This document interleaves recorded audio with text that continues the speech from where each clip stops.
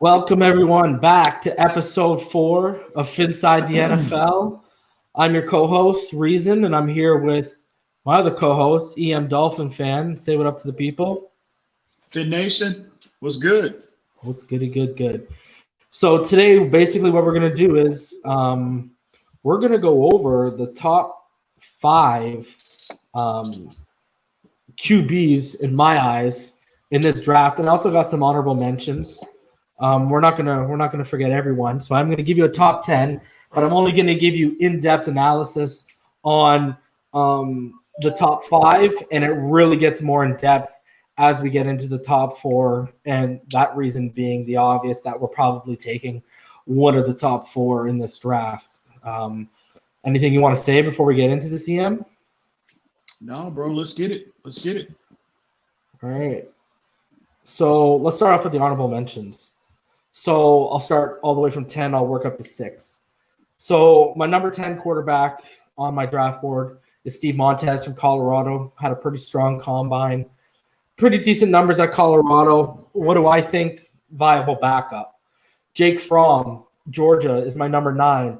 I think he's the most, in terms of intangibles, processing, line of scrimmage, I think he is, pretty talented at that. But when you get into the arm strength and the arm talent itself, and then when you get into the legs, I think he's the most least physically gifted guy in this draft. I think you saw some big-time red flags at the combine. He was missing a ton of throws that he should have been dropping in there.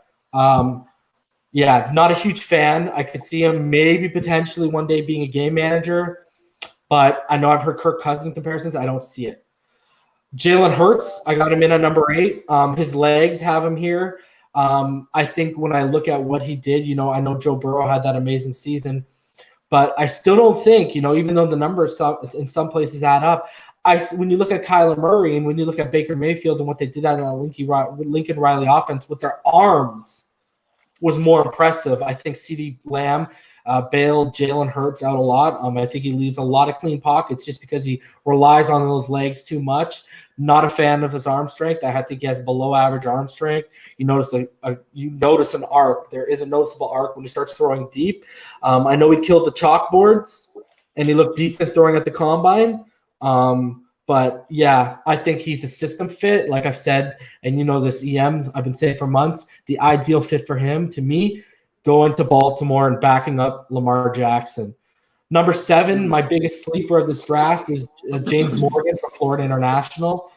He's a guy that I know the Green Bay Packers, the Chicago Bears, and our Miami Dolphins are scouting heavily on. I actually heard some new stuff about him a couple of days ago in regards to the Miami Dolphins, that there is a serious and considerable interest in him, potentially as a late round, go get to the 5th, 6th, 7th round. He looks like a guy that's probably going to slide in there. I like him, man. He didn't put up staggering numbers, but you're at Florida International. It doesn't get closer to a Pop Warner offense than that. Anthony Gordon, Washington State. He's my number 6 guy. I have him and James Morgan neck and neck. I will give Anthony Gordon the edge because of the numbers he put up. But then again, it is the Washington State offense, and you're supposed to put up numbers. Not even Gardner Minshew put up really respectable numbers.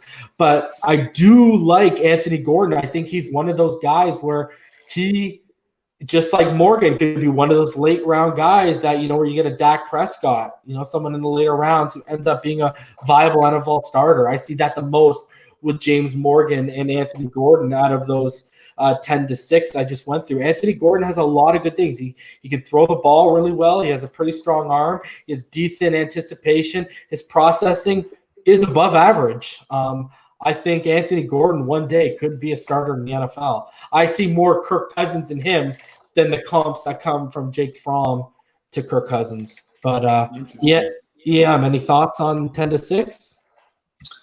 I think you're pretty spot on, bro. Jalen, I'm a little higher on Jalen Hurts than what you are.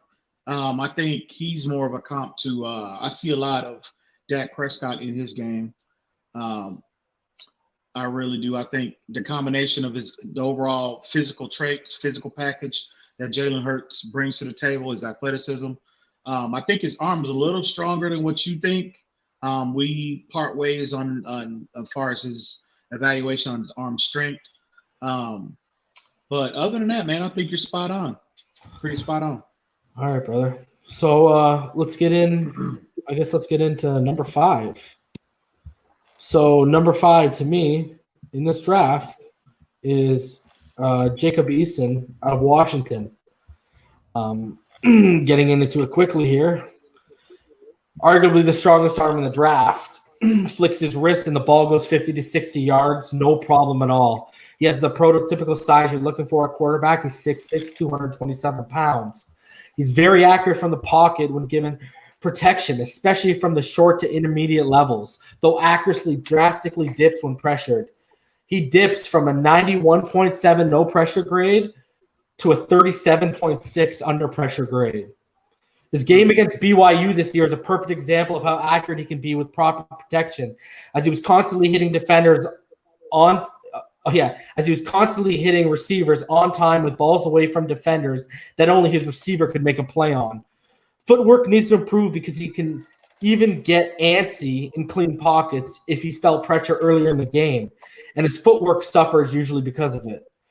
Can fit balls easily into tight windows because of his ridiculous arm strength.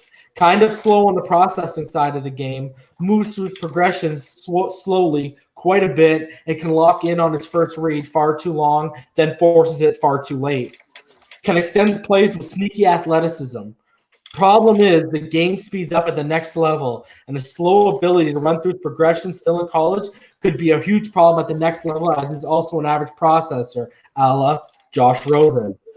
Needs to also work on his touch. Doesn't throw a soft, catchable ball with some air under most of the time because he's always trying to rifle it. Eason has prototypical size, like I said, a cannon for a right arm, and a decent enough presence in the pocket to potentially be a viable NFL starter one day, as long as he works on his footwork, his play under pressure, works through his progressions better, and doesn't let his processing speed fall behind the speed of the next level at the NFL. Any thoughts on that, EM? Yeah. Jacob Eason, he's an intriguing prospect. He really is, in my opinion, because of his elite arm strength. I think he's if you're going to think about a comparison in terms of quarterbacks in the NFL, I think a Ben Roethlisberger is somewhat a fair comparison with him. I can remember when Ben Roethlisberger came out, the year he came out, he had, the evaluation on him was a lot of similar things that I'm hearing about Jacob Eason. And so I think with him, just like really any quarterback, he just needs to get in the ideal situation where he needs to get a staff, number one, a head coach and a staff that could coach him up and coach those other areas of his game that he's deficient in. Yeah. If they do that, if that does happen, this kid can, he's got immense talent. And what's crazy is, I gave you the under pressure grade and you see how badly it dips, but it's crazy. Figure this one out. A lot of the times he gets bad under pressure, but he has no problem standing upright in the pocket and taking the hit.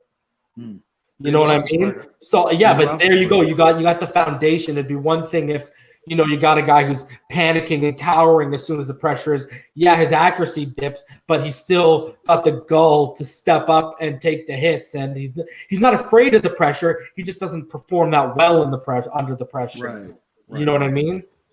So. Yeah, I think if he gets to the right situation and excuse me, he gets with the right coach, I think an ideal team to go to is for him. The best place for him would be to go to Tampa Bay. I actually think it's the New England Patriots or the Patriots. But I'm thinking he can. Tom Brady's in. He can sit and learn behind Brady. And Arians doesn't really depend on mobile guys most of the time. He doesn't. He likes to push the ball down the field. Yeah. And that kid, a good comp for him as well was Carson. He's a more athletic version of Carson Palmer, in my opinion, as well. That's another fair comparison. So I think that would be the ideal fit for him to get drafted. Yeah, I see more Tampa Bay. I see more Carson Palmer and Love, but we'll get into that in a sec. Let's go to number 4. So it is Mr. Herbert. Justin Well, Herbert from Oregon. I'm gonna tell you right up front. I got him higher than you do. All I'm a right. little higher on him than you are, bro. You can wait, because that little stat you threw me for. I want you to listen to a number I throw out at you, because this kills that without even me having to go into it. So Okay. Justin Herbert, number 4, the other quarterback in this draft, challenging Eason for the strongest arm. His arm is so strong, it gives him leeway downfield on throws where his anticipation is late. Also, like Eason, prototypical size, 6'6". He's about 6 pounds heavier, 233. Has better touch than Eason on his vertical throws. He has really good touch on his vertical throws. Had the number 3 accuracy percentage on vertical lead throws. Has great athleticism and the ability to make things happen with his legs. Take the bowl game against Wisconsin as a perfect example, where he couldn't get things done in the air. 14 of 20 for 138 yards, 0 touchdowns, and 1 interceptions. But his 9 rushes for 29 yards and 3 touchdowns was the difference in the game. Oregon offense was designed to be more horizontal rather than vertical, which didn't play to his strengths, really. 31% of his completions this year came on screens, 4th most in the country. But he had the 2nd most yards in the country off of screens with 728. Something to keep in mind when you see his 66% completion percentage. Also, 8 of his 32 touchdowns, so 25% of his total, came off of screens. Beyond questionable underneath ball placement, as he was 50th in the FBS on accuracy percentage of throws from 1 to 9 yards downfield. As athletic as he is, it doesn't translate to him being a great playmaker throwing the ball outside the pocket most of the time. Tends to get panicky when pressure comes and holds on to the ball too long a lot. Freezes when his first few reads are taken away a lot, which leads to sacks. Has taken 45 over the last 2 seasons behind a solid O-line, arguably the best in the nation, or on a broken play. 26 fumbles and 43 college starts behind a great O-line, like I said, leaves some cause for concern as well. Needs to work on his line of scrimmage acumen, and especially his post-snap reads. A perfect example of this being against Stanford this year, where he didn't recognize the overload pressure coming to get off his spot and at least to a sack. Herbert had the 7th highest percentage of pass yards coming from throws to an open receiver. Only other QB to make in the top 10 of this draft class in that category was Anthony Gordon, who finished 4th. So I want you to hear that again. Herbert had the 7th highest percentage of pass yards coming from throws to an open receiver. Only other QB in the top 10 in this draft class in that category was Anthony Gordon, who finished 4th. Mechanically needs a lot of work. Gets caught flat-footed, doesn't line his feet up properly towards the receiver's route at times, doesn't consistently tuck his front arm in, and will show a swimming motion with the front arm that causes accuracy issues on throws. All that said, I've seen multiple instances where his mechanics are really good, and the throw that precedes it is a sight to behold. But those times of good mechanics aren't consistently repeated enough for my liking. Needs to improve his head work, as his eyes and his head do shift at times, causing accuracy issues with throws from the left to the right. Overall, has shown flashes of brilliance, but the same issues with inconsistency against pressure, throwing with anticipation, lack of urgency, and poor situational awareness remain. Herbert hasn't shown a ton of improvement to his overall game in 4 years, and to me, that's the most concerning of the evaluation.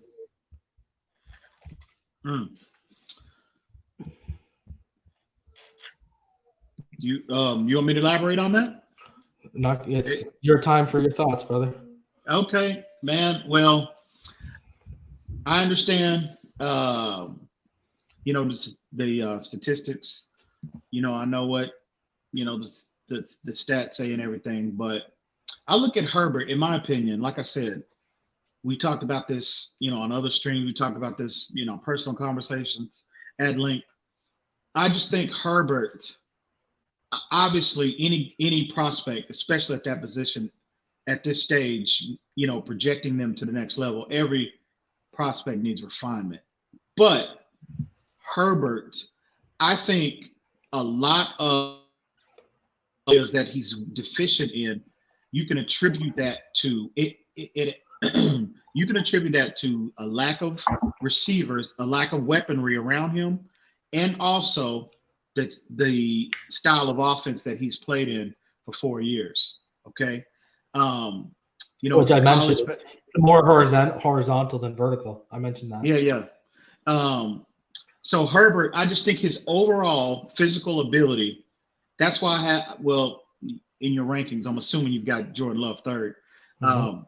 This is why I think I have a higher grade on Herbert as opposed to Love, is because of the overall physical traits that he has, because they're undeniable. Oh, this kid is immensely talented, and he's shown, like you said, flashes of brilliance. He's shown ability to make plays down the field. He flashes everything you want to see. He just needs to get more consistent at it. And again, I think a lot of that, again, if he goes to for example, if he goes to the Miami Dolphins, I'm very confident in our head coach, and our staff. They'll clean a lot of mechanical issues. And Chan Gailey runs a more vertical than horizontal. Exactly. They'll be able to clean a lot of what he's lacking in the mechanical department. And again, he's coming to his mechanics. His mechanics basically need to be stripped down. I get that, people strip down quarterbacks and then rebuild them, but they don't strip down every mechanic. And I would say most of his mechanics need to be stripped down. And the one thing I can't say is, you can take first of all, 7th in the nation on yards to open receivers. So, and then anticipation, you can't put that on receiver talent. So there's things where I get what people are saying about receiver talent, but his running back, look at the screens. They ran screens because CJ Verdell is going to be, he's going to be a top 3 round pick probably in next year's draft. They had a great running back, and you know what, man? They had a 5'10" guy and they had a 6-foot guy, and then the other guy was 5'11". You know what I mean? We've seen people make it work with Jakeem Grant and stuff like that. So, and when you break down the analytics of there are a lot of, we call it a pop, you call it Pop Gun, I call it more Pop Warner offense, but there still are remnants of the Chip Kelly philosophies in that offense. That's why you see such a big amount of his passing yards coming off open receivers, because we talked about this with Mariota. He ate off that. So, right. So, my thing is, and I said at the end, when you look at his game, the scary thing that jumps out at you, look beyond the inconsistencies, look out beyond the talent and stuff, is the fact that you have not seen really growth, and you haven't seen growth and development in his game. Again, is that coaching? Is that scheme? That could be all 3. It could be 2. It could be 1. The fact of the matter is, 4-year senior, we're getting deep into entrenched habits here. These are embedded now. This isn't a junior coming out. So I worry about that, man. That's a legitimate concern for me. Do I think he has a crazy, like I said before, I think he has a higher ceiling at the end of the day than Tua and Joe Burrow, for sure. It's just a matter of if someone's going to tap into that. And the reason why we'll get into why Love is third is because I think it's going to be easier, and I think there's less to work on with Jordan Love than there is with Herbert. That's literally the deciding point for me. Who's more work? That's legitimate. And that's legitimate. But if you're right, if Herbert reaches his potential, then you could have something serious on your hands for sure. Again, that's where the coaching, the confidence comes in our staff, bro. And we've talked about this. Name me someone that Chan Gailey's truly developed. I hear you. That's legitimate as well. So, but you never know, though. Last time I checked, Chan Gailey's not the head coach. So. Oh, agreed. But last time I checked, Flores doesn't develop quarterbacks; he develops defensive side of the ball. Well, he brought that philosophy. If he was smart, he brought that same philosophy. Yeah. Oh yeah. It came with Chad O'Shea and it went right out the door. Got one of your famous bus tickets right out the door. But any last thoughts? Give me last thoughts on Herbert.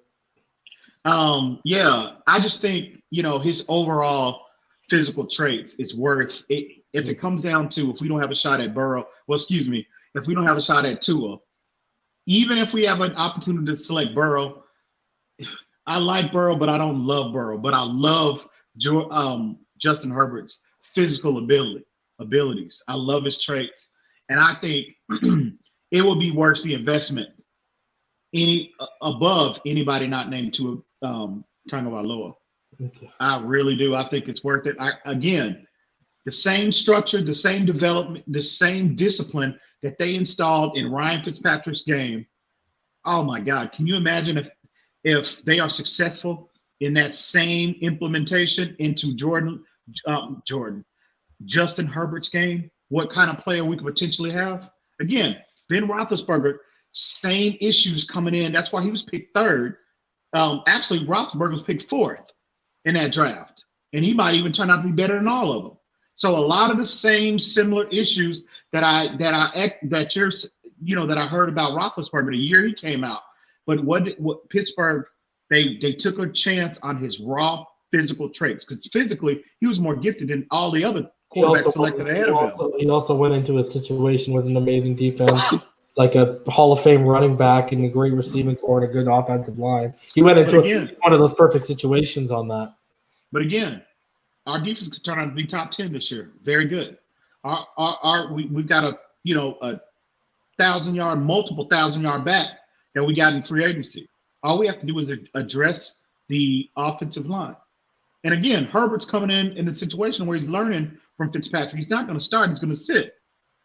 So again, if they clean up these issues, if they just minimize his deficiencies, look at what potential, what type of, along with his raw physical ability, look at the potential. Look at the quarterback we could potentially have. Yeah, I don't think he's a guy that you want to really start learning on the fly, but not at all. Yeah, you wanted to sit for a year or two. I think ideally, I'm in agreement with you. Ideally, all of them should sit. To be honest with you, any quarterback. They should. But I think when we get to the top two, they're a little bit more polished and ready. Oh, absolutely. Because they've run NFL concepts more than these other guys. Absolutely. So, all right. Absolutely. So, no secret, I guess. Number 3 is Jordan Love, quarterback, as well. Utah State. Let's get into it here. Really strong arm that can make every throw on every level. Great athlete, not elite, but great. Has great touch on every level too. No problems placing over linebackers or under safeties. Was 14th in accuracy percentage of all draft eligible QBs who has returned to school this year, showing how accurate he can be, though he can occasionally miss deep throws to targets regardless of how good the coverage tends to be. One of the best in this class at avoiding sacks is only 15.9% of pressure against have been converted into sacks this year, and only 10.5% was converted last year. His passing grade against pressure, though, was not good, as it was 48.4 against an 86.3 no pressure grade. Decision making can be questionable at times, especially when forced to make a quick decision. His offense last year was first read based. This year, in a more complex offense where you had to come off your first read a lot, he struggled mightily at times. His game suffers tremendously from losing 9 starters on offense, besides the coaching change and new offense implemented. You have to look beyond the numbers at times because of that, with a perfect example being his game against LSU. The stat line would tell you he struggled. He was 15 of 30 for 130 yards, 0 touchdowns, and 3 interceptions. But it's one of the more deceptive stat lines you'll ever see, as though they may not have won. Love had 3 touchdown passes dropped by his receivers, including a perfect throw up the seam on a post route that his tight end dropped. One of his interceptions was on his receiver not making the catch, and another one was a Hail Mary when they were down 42-6 on 3rd and long. Great pocket presence, looks comfortable most of the time, and isn't afraid to move up and make a throw or take a shot if he has to. Will wow you 4, 5, 6, 7, 8, sometimes even 9 times a game, like he did when I watched him against Wyoming. Was 7th in the nation with big-time throws with 31. Great size at 6'4", 220 pounds, especially when you take into consideration the athleticism. You can account for 10 of the 17 interceptions not necessarily being his fault and more situationally based. 3 were in and out of receivers' hands and chests. 2 were batted at the line of scrimmage by defensive linemen, 2 were on receivers running wrong routes, and 3 were Hail Mary type throws when Utah State was out of the game. Unbelievably high ceiling, but he needs to be coached up for a year or two to be helped with his decision making and develop traits like moving the safety off of deep throws with his eyes instead of locking onto the target. Could be the best QB in this draft if in the right situation with the right coach. Yeah. Again, I love Jordan Love as well. Between he and Herbert, they are like deadlocked in terms of my evaluation of both quarterbacks. I just give the slight edge to Justin Herbert because of his imposing size. But yeah, everything. Love. Well, Jordan this guy's still 6'4", 220, bro. Yeah, he is. And again, my evaluation is just slightly, and it's just based on Herbert being just slightly more imposing than what Jordan Love is. But again, love his profile, love his athletic profile, love his skill set. Either way, if we miss out on Burrow or Tua, these are 2 excellent consolation prizes because of their raw physical ability. Elite arm strength, elite release point, not elite athlete, but very, very, very good athletic. He might be a little more, like you said, a little more refined mechanically than what Justin Herbert is. But I noticed like the upper body, especially the front arm, it's always consistently tucked. I noticed his footwork; it's always pretty fluid. He usually not like. I didn't find many times where his footwork was off from the receiver in terms of being lined up. And that's why I think his mechanics, from the feet, up until even his head and his eyes, I think it's I think that is where, I'll give you, he's a very good athlete, but Herbert is an elite athlete. Herbert has elite arm strength. Jordan Love has very good arm strength. He's got a way stronger arm than Tua and Burrow, for sure. Burrow and Jordan Love definitely. Love. But my thing is when you get into the mechanics, I think he's not just a step ahead. I think he's multiple steps ahead of where Herbert is. And one aspect. I just want to throw this in there quick. There's a lot of talk about him transporting to Texas Tech potentially to go play with Matt Wells because that's where his coach from last year is now at Texas Tech because air raid, right? So I think, honestly, if he would have gone for a senior year to Texas Tech into that offense, bro, I think how some people are wondering whether he's a top 4 or top 5 quarterback pick, like a top. Some people are wondering if he's like a top 20 pick, top 15 pick. I don't think there'd be any questions if he transfer portal. So. Oh yeah, that's legitimate. But I will give him the edge when you're comparing in the comparison with Herbert as his touch over, in particular in the intermediate part of the field, how he's able to just, accurately and consistently, which is the most important thing. Drop the ball in tighter windows in that part of the field, and those, that's immediately translatable to the next level. And Jacob Eason does that well too, actually. Well, we'll see. That's immediately. That's where Jacob Eason's strongest part of the field is the intermediate level. Well, he'll definitely. That's immediately translatable to the NFL. Immediately, and also as far as Jordan Love is concerned. He definitely has he's very good in terms of his improvisation.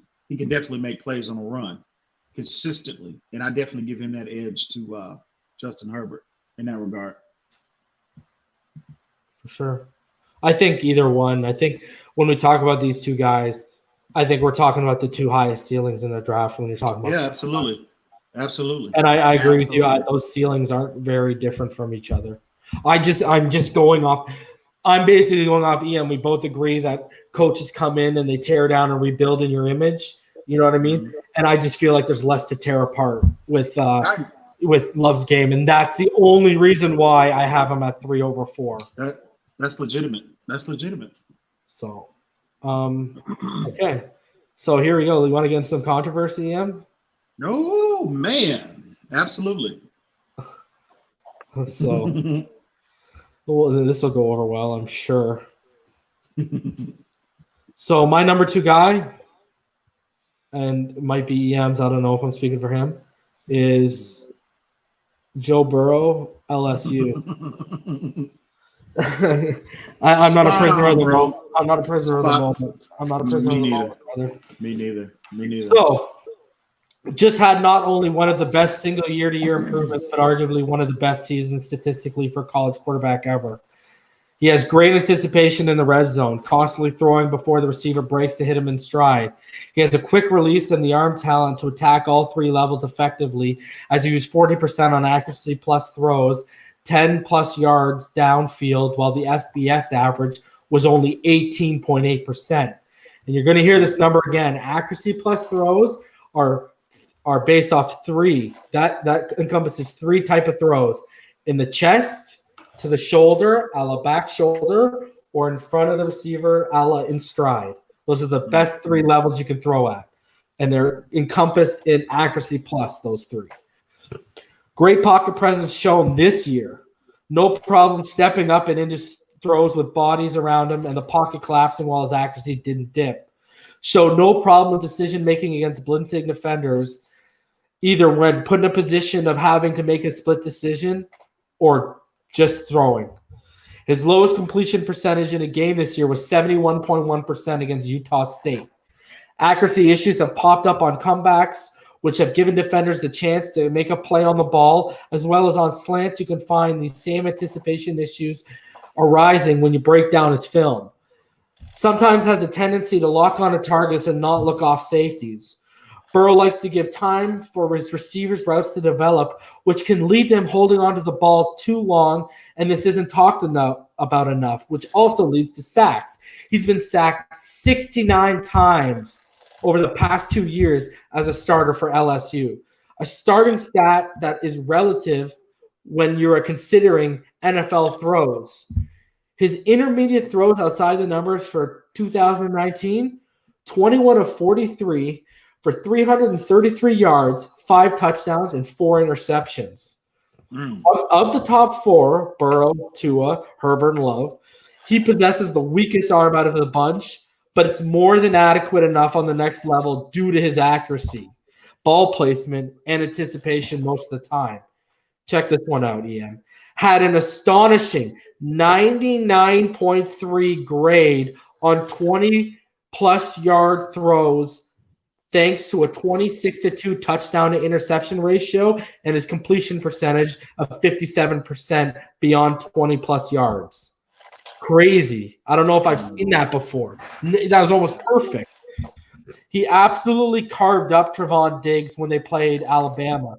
A potential first-round cornerback this year just got absolutely lit up. You can even argue that he dropped Trevon Diggs' draft stock from this game because a lot of people had him in the top 3, and all of a sudden he was falling out of the top 3, and people were trying to place him at 4 or 5.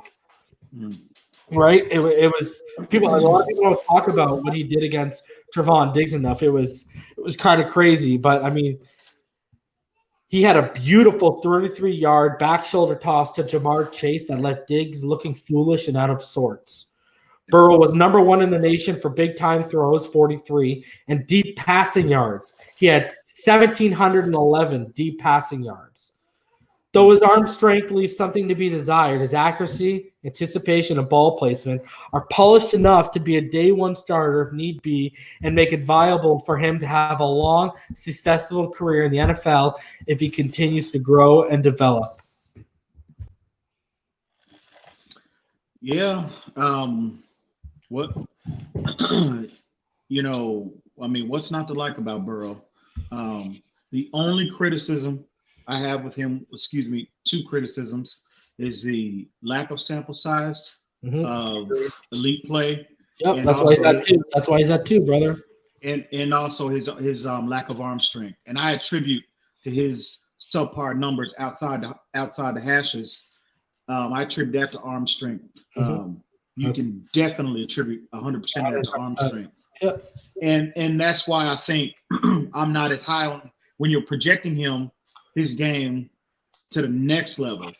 Again, now again, he's definitely way more refined than what Lamar Jackson was coming out, and also even to Lamar when you're comparing him to Lamar Jackson at this point.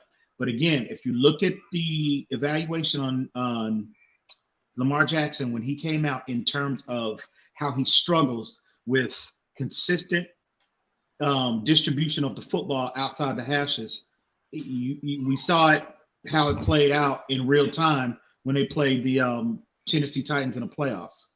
And I just question Burrow. And again, he's way more refined as a passer than what Lamar Jackson is. I'm not, comparing I'm not making an overall comparison, but I just have to ask, I have to question, is that going to be an issue, in terms of projecting into. So you know what I think he needs to do? I think he needs to go get a good quarterback coach like Tom House, because even though he got the same range of motion back, Drew Brees, his arm is not what it once was, but his accuracy, his anticipation, his ball placement, and the West Coast offense they ran there that opens the field for guys to be successful.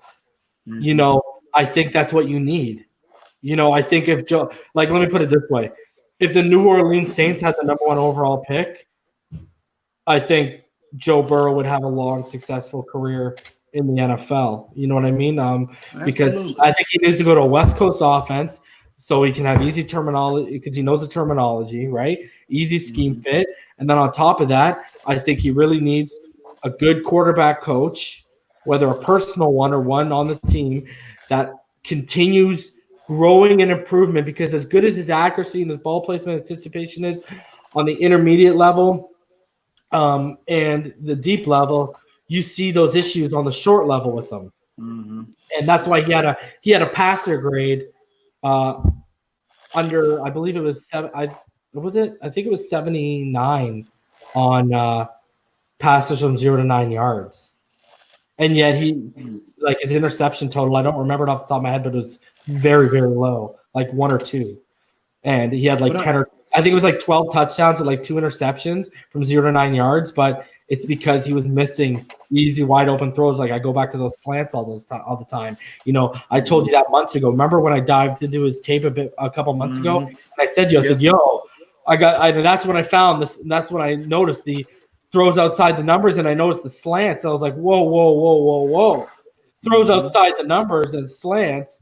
Throws outside the numbers are one of the most easily translatable scales to the NFL level, and then slants are arguably the most used route at the NFL level. Right.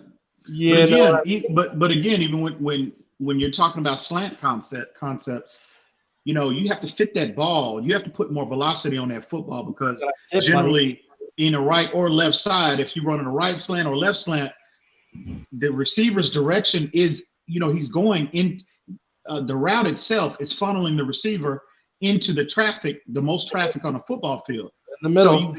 So you have to have a stronger arm to fit that, to fit that ball in that, because the windows are smaller. Yep. So again, you can attribute that to the lack of arm strength. So, and again, I have to just question. That's why I'm higher on these other prospects. And again, I can't take anything, and I'm not knocking Joe Burrow. He had a phenomenal year. He's a phenomenal prospect. But again, I just look at his physical skill set, and I just see a lot of, like we talked about Tony Romo. It's Tony Romo, brother. The reason why, in my opinion, the reason why, Tony Romo had, he wasn't as successful as when you look at his overall career numbers, and you look at his lack of team success. When you get to the playoffs, defensive coordinators take what you like to do away from you. And Tony Romo's not coming into the league was what? His lack of arm strength. Yep. So I see a fair comparison. I just have to wonder, and even their athleticism is fairly similar too. Oh, absolutely. They're improvisation. Yeah, it's I like mean, we've talked about, me and I've talked about this before. When you actually look at all the comps that are out there for the quarterbacks, probably the best one is Tony Romo to Joe Burrow. It's like almost absolutely. like when me and him talk about Herbert, we see Tannehill and Josh Allen. When we talk about Tua, we see Russell Wilson and Drew Brees. But when we look Absolutely. at a guy like Joe Burrow, we just see Tony Romo. Absolutely. And again, he's a better decision maker at this level than what Romo was. But Agreed, again, 100%. but as team scheme what you like to do away from you, what do you have to what do you like you said, you revert back to what you know and what what you're comfortable at doing. And a lot of times that can create more problems than solutions. Yep. But we'll see. I'm not knocking Joe Burrow, I like him as a prospect, but at the NFL, it's about at that position at the next level. If you generally look at the players at that position that are consistently making the Pro Bowl, that are consistently going deep in the playoffs, they have an elite ass. They have, especially unless you're just so phenomenally sound like a Drew Brees or a Tom Brady or a Peyton Manning. And Burrow might be that. He might be that. But again, we've seen the lack of success. A player like Drew Brees, as great as he is, why doesn't he have? And he's been on a lot of talented teams, bro. Why hasn't he had the level of success of a Tom Brady, of a Peyton Manning, of a Ben Roethlisberger? I attribute that to his lack of arm strength. That's what I think overall. So we'll see. All right. And let's get into number one. I don't think it's any real big secret right now. Tua Tagovailoa, Alabama. My guy. Chris Greer, Brian Flores, if you're listening, you might be, you might not be. Make it happen. This is the guy. So he's deadly accurate on all levels from the pocket. He has great anticipation and can basically make any throw at any level, short, intermediate, or deep. Throws with accuracy outside of the numbers when he's given a chance. His tape against LSU this year is a perfect example, as he and Ponte Smith were the only ones to really torch the best cornerback in the nation this year, Derek Stingley, even if he was a freshman.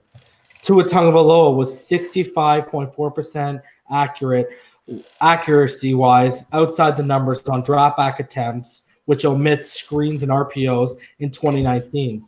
Since 2018, Tua against the blitz is 154 for 231 for 2,571 yards, 27 touchdowns, and 5 interceptions, proving he absolutely shreds them.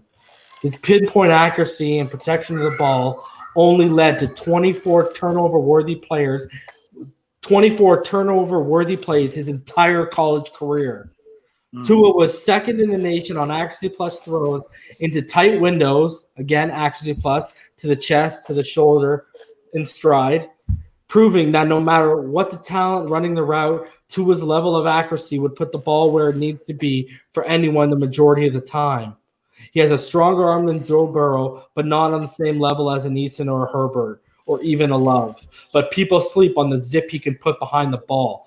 I've seen multiple dig routes that he rips it in there, ready for his receiver in the numbers as soon as he turns with the coverage all around him. Again, go back to the LSU tape. It's a perfect example as he hit Jerry Jeudy like this after he manipulates the cornerback Cordell Flott to move a step away from his throwing mark, and then at the last second, Tua shifts back to Jeudy and rips the pigskin in there between Flott and LSU star linebacker Patrick Queen. This leads to another strong trait of Tua and probably his most translatable to the NFL, his ability to manipulate safeties and corners with his eyes.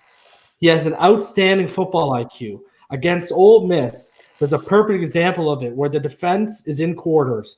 Tua notices the safety move to the inside post route. Because of this, the boundary corner has outside leverage on the inside receiver who is running an outside post. So instead of throwing to the left hash where you're taught to hit the outside post, Tua adjusts and throws the route about 3 or 4 yards to the inside of the hash mark where only his receiver can get it for a 40-plus yard gain. Speaking of leverage, though, Arguably one of the best attributes he has is to recognize and affirm leverage from his receiver and place the ball where only his receiver can make a play. He's a student of the game. Take it for what it's worth. But Trent Dilfer not only said Tua memorized an NFL offensive playbook in one night, but he also said that he's the best player he's ever had come through the Elite 11. He also utilizes things he sees or when he's given a heads up in game and exploits them. A perfect example that you can all easily find is the national championship game against Georgia. As a freshman, he was tipped off that the safeties were locking in his eyes. So what does he do? Draws the safety up off. He draws the safety up on the winning throw to Devontae Smith so he can beat the corner over the top, and that was just as a freshman. Quick and decisive in the pocket. Beautiful fluid footwork that allows him to move around with ease in the pocket when he feels pressure to step up and make a throw or to evade defenders, move outside the pocket, and make a play with his legs or his arm.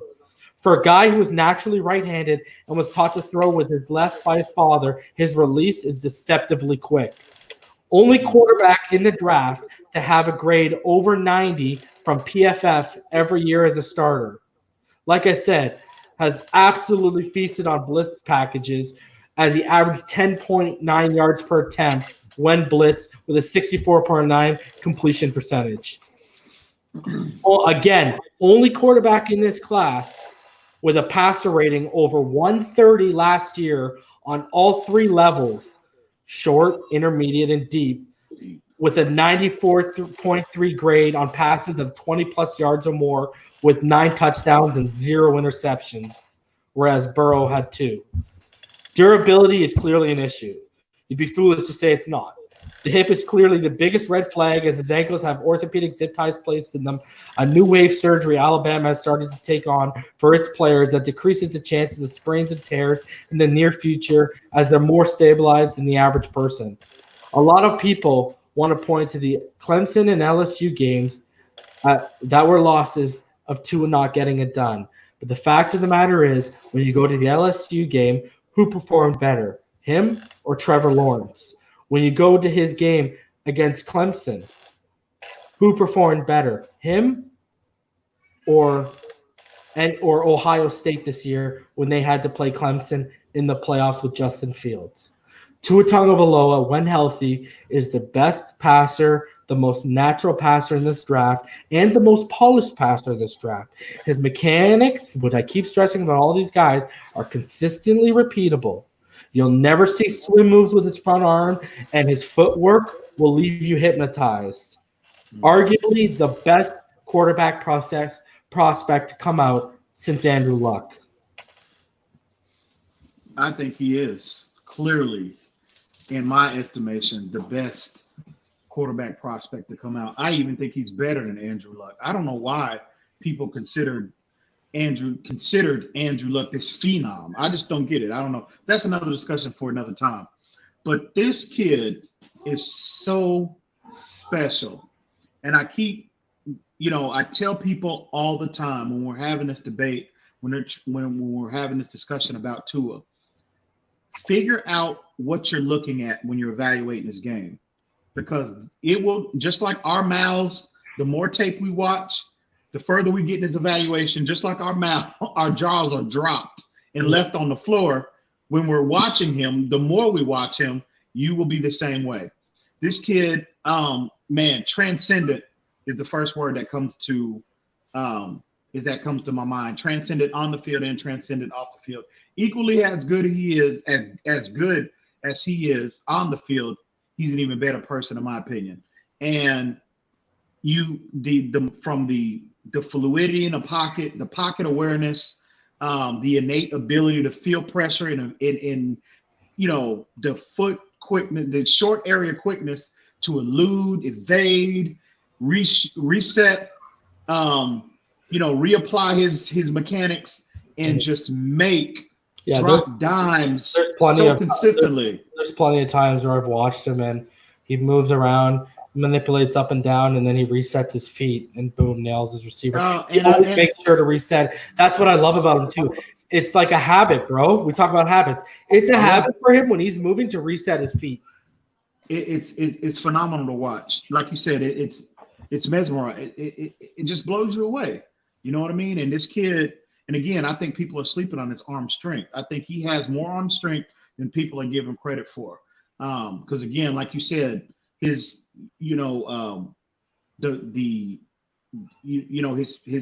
his I forget the numbers that the statistics you talked about his accuracy outside the numbers is off the charts, is insane. And again, immediately translate them to the next level immediatly. Yeah. I mean, what's not to like about this kid? What's not to love about this kid? He's just the issue. That's it. And again, he's just now again, that's just an evaluation on the field. Now, again, the durability issues, the hip. I'm not too concerned about his ankles, but his hip, that's a legitimate concern. I'm concerned, no doubt about it. But again, his overall, what he's consistently put on tape since he's been given an opportunity to start at Alabama is worth, when you're comparing the potential of him re-injuring that hip, it's worth the risk. It's definitely and I think another legitimate, at least something I wanted to see, so a legitimate question I had, which again, all these tour retractors never brought up. I guess it just means because I broke this kid's game down more than them.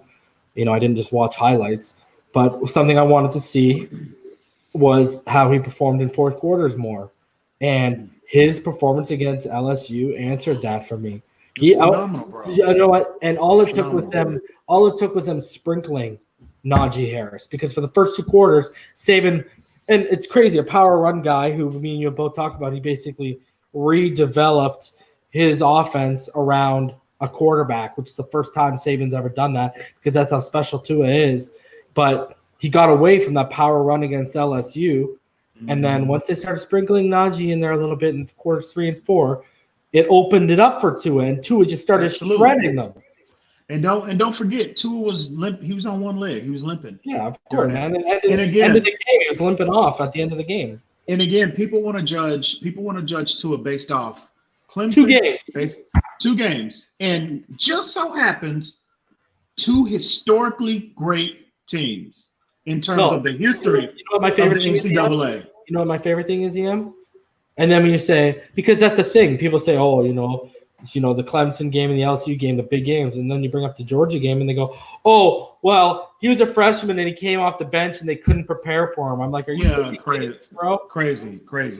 Like, I just gave an example of on the winning throw, why that winning throw happened was because he manipulated the safety with his eyes so he could go over top. That was all on Tua. All Devontae Smith as a freshman, who was also a freshman, all he had to do was run the go route. That's it. And Tua was like, I'll move them off you and I'll put the ball where you need to be, bro. Absolutely. It's crazy. And another thing I want to say, EM, I'll say this. When you look at the stats, let's just take the grades. Tell me who benefited more from having the talent and the scheme around them this year, Tua or Burrow? Because guess what? Tua was still doing Tua things last year. Tua was still doing Tua things in the as a freshman in the national championship. Absolutely. Burrow, it literally took. We got to break this down for people, bro. Okay, Burrow, it literally took Joe Brady, who was a receiver himself. Okay, when he was playing. So what does he do? He runs a West Coast style offense that's basically designed to have a lot of open routes, especially over the intermediate area. Okay, and then you look at it. It took a NFL style offense being implemented, which I say this all the time. EM, out of all the defenses he played, how many jabronis did he face that are never going to make it? And these guys are seeing college schemes and college offenses, spreads and stuff they're used to. Now here comes the 1 year of the West Coast NFL New Orleans concept. That who the hell is going to prepare for that, bro? Yeah, no one's seen that yet. That's like the first year of the wild card. I'm the Wildcat. That's what it is. It's New Orleans offense. People are not. They're not conscious of that, bro. They're not realizing that, and that's huge. And the talent around him. That is huge. Stephen Core left everyone talks about, Tua throws a slant and then the guys take it for 60 yards to the house. Well, guess what, guys? Joe Burrow's receiving core led the nation in yards after catch. I know, right? And it's crazy how, again, the consistent ridicule and criticism of Tua.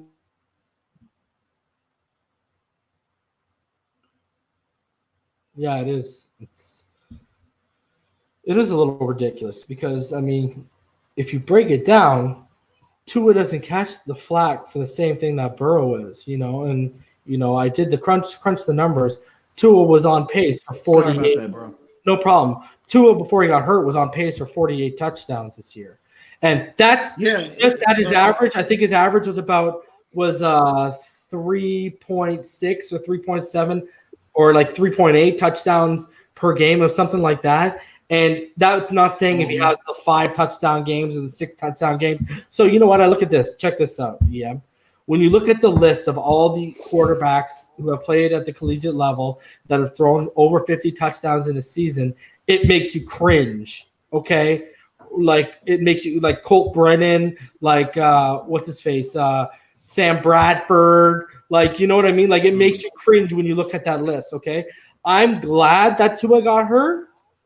No, I'm not glad, but to an extent, he's not on that 50-plus list. And for some reason, I feel like that list, those guys just don't work out, man. And, like, I'm not saying Joe Burrow won't. I think when I look at all the guys, I think Joe Burrow is better than what Sam Bradford was coming out. I was never a huge Sam Bradford guy. Oh, yeah.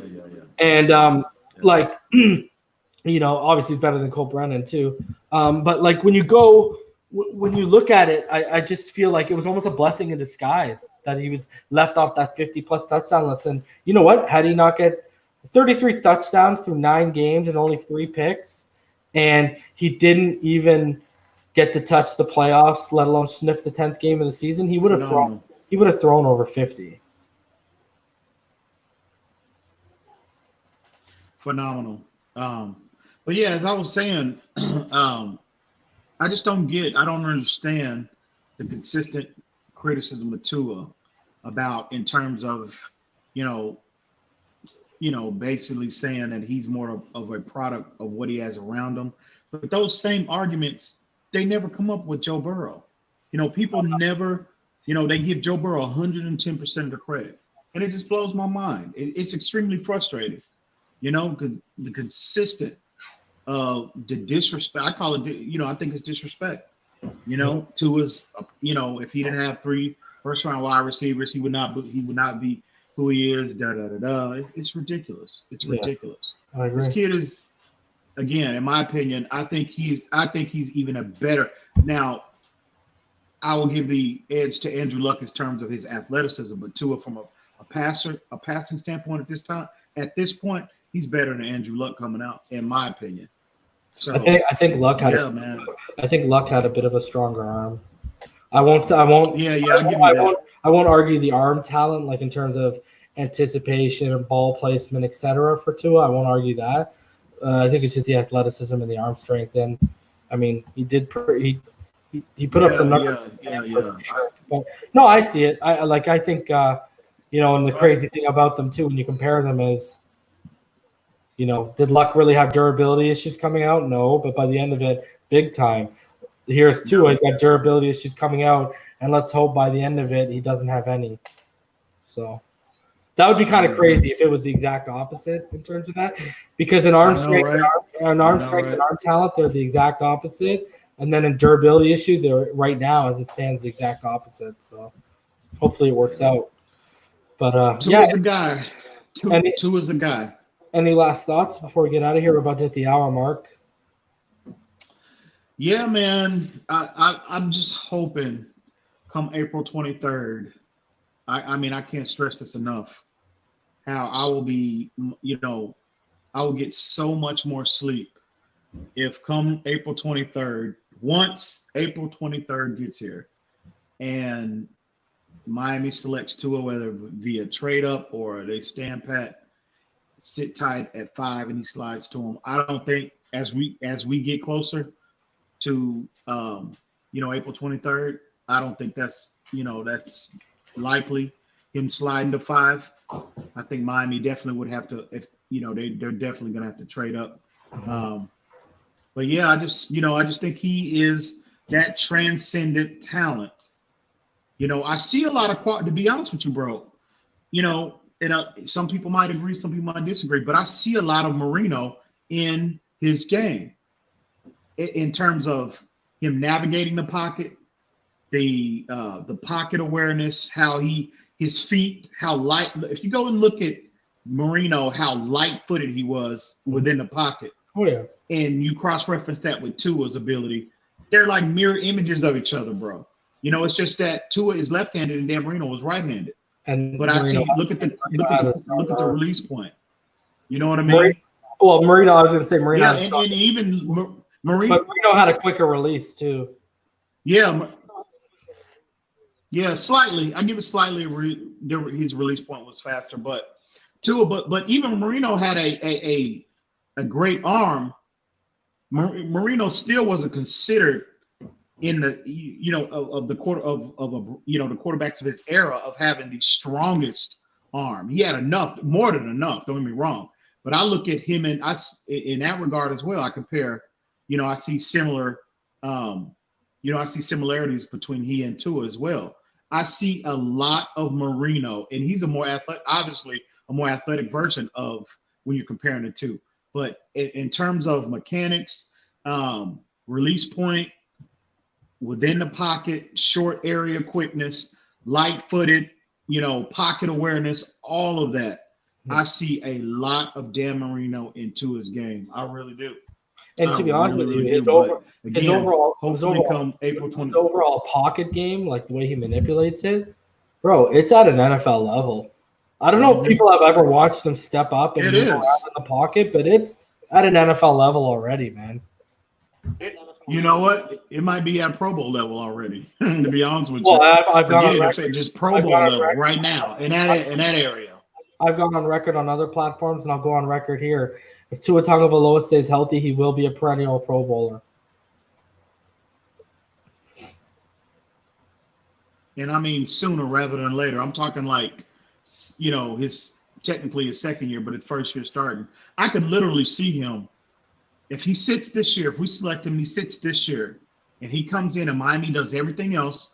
They do everything what they're supposed to do in terms of surrounding him with more talent. I could see Tua Tagovailoa being a Pro Bowler, a la Lamar Jackson in his second year of starting. Mm-hmm. I really could see that.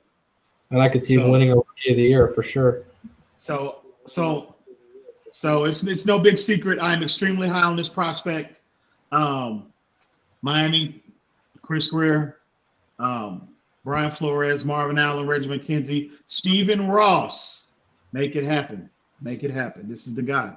And I just want to say, not only am I a big fan, obviously, of Tua's game, I love his leadership. He comes off as a guy that everyone in Alabama would have ran through a wall for.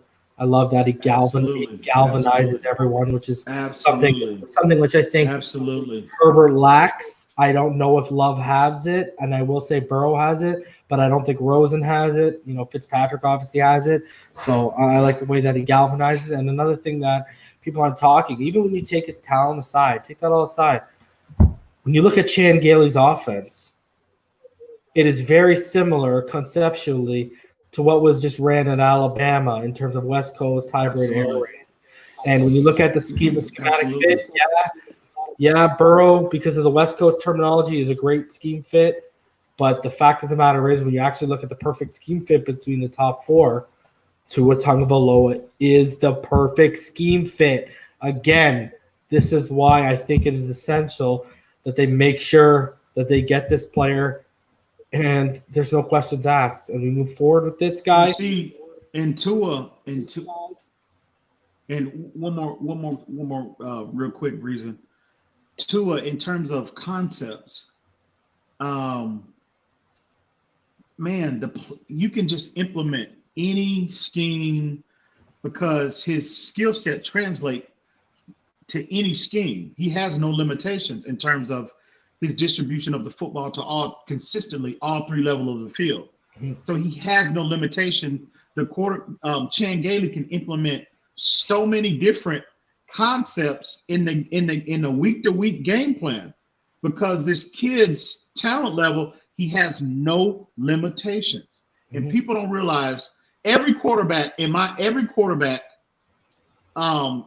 NFL, with the exception, I would say Patrick Mahomes, Russell Wilson, I would say them two. What I mean by limitations is from an arm strength standpoint, from a arm talent standpoint, the mental aspect of the game, the consistency in his mechanics, the high level of improvisation in his game. There's no, and I'm not saying he's better, he'll be better than these guys, but I'm saying when you're evaluating each aspect of his game, there's no drop off. It's all consistent, all consistent levels of. So from a game plan standpoint, because generally coaches scheme to their quarterback strengths, and they try to scheme away from their weaknesses. With Tua, I mean, every concept imaginable is at their disposal. And again, this is where I'm going to be paying so close attention. Maybe not, it might not happen until next year. And again, Chan Gailey might not even be the OC next year. But again, when he does take the reins and he's implemented to the starting lineup, I'm anxious to see what offensive coordinator, from a game plan standpoint, the concepts that they implement on a week-to-week basis. Because this kid, like I said, there's no limitations to his game, absolutely none. Agreed. And like you said, you have the data, you know what I mean? You've got the tape, you've got the eye test, you got it all to substantiate every aspect of his game. And this kid, again, he's the guy. He's the guy. All right.